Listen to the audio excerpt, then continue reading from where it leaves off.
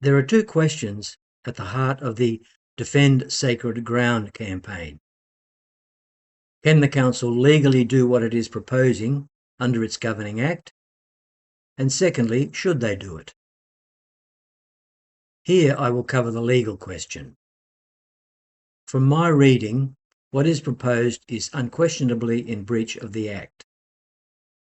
But you would not get that impression from most, if not all, of the media coverage of this issue. For example, Professor Frank Bongiorno, writing in the ANU Reporter, says, "In truth, the Australian War Memorial Act of 1980 contains a very broad definition of the institution's role as, quote, a national memorial to Australians who have died as a result of any war and warlike operations," unquote. That is certainly not the truth. If it were, Australians who have died in the current Ukraine conflict would qualify for inclusion at the War Memorial, and that is certainly not the case. This assertion by Professor Bongiorno, which is a selective and truncated quote, calls into question either his scholarship or his integrity. What is missing is the foundational term Defence Force. Whatever logical path you take through the legislation, you will ultimately come up against the term Defence Force. Let me explain. The Act defines two separate functions of the memorial. The first and foremost is to provide a shrine to honour those Australians who gave their lives in the service of this nation. And the second and derivative function is to maintain a museum and to conduct historical research. Now, as far as the museum and history functions are concerned, they flow from the shrine element and are anchored to it. The Act says that they are, quote, an integral part, unquote, of the shrine. So if a conflict does not fall within the ambit of the shrine element, then it cannot be covered in the subordinate functions.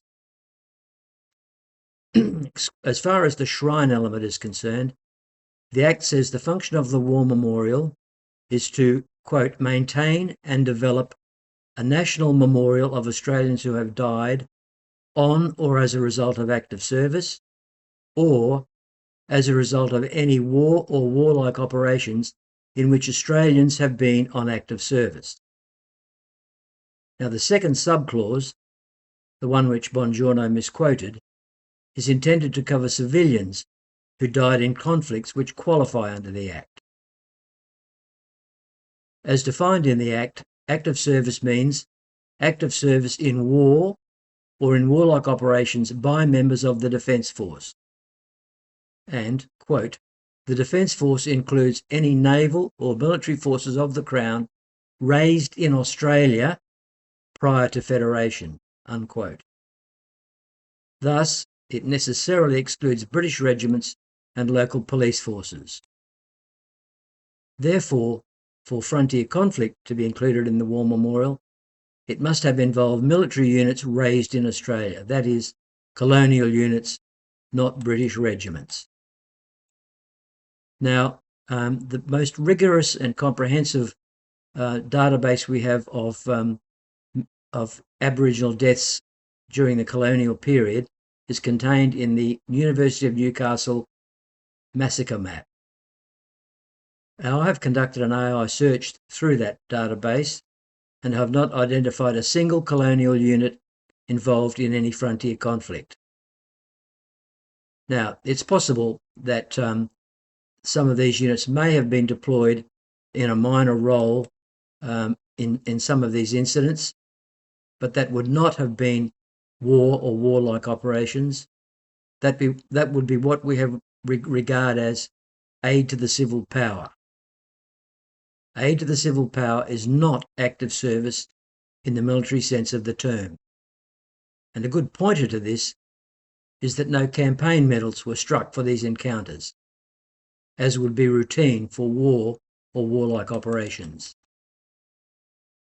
Now, Council Chairman Beazley has admitted that it has not sought nor received formal legal advice as to their position on this contentious issue.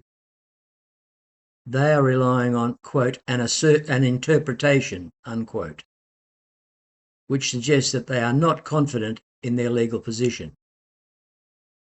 If Beazley's interpretation is the same as that of Professor Bongiorno, then he is on very shaky ground indeed. Defend Sacred Ground, on the other hand, has received unequivocal legal advice that the Council is acting in contravention of the Act. Legal recourse would involve an application for a constitutional writ. But we should all hope it doesn't come to that. We are relying on public sentiment to convince the Council to abandon this divisive initiative, or failing that, to convince the Minister for Veterans Affairs to do his job and intervene. It's said, be careful what you wish for. It's possible that I might get what I wish for in an adverse sense. The Minister could intervene to amend the Act to specifically include frontier conflict. Given the intransigence of the War Memorial Council so far, and the attitude of Chairman Kim Beazley, he may well be tempted to do so. But that would be a risky political move. It would fly in the face of public sentiment as expressed in the total rejection of the Voice to Parliament referendum. That is why it is critical that as many people as possible make their feelings known to forestall any such cynical political move. Rather, let's get such momentum going that it inspires some courageous parliamentarian to put up a private member's bill to specifically exclude contested and politically charged issue of frontier conflict. Next time, I will address the second question, which is, notwithstanding the Act, should the War Memorial Council be allowed to just get on with it?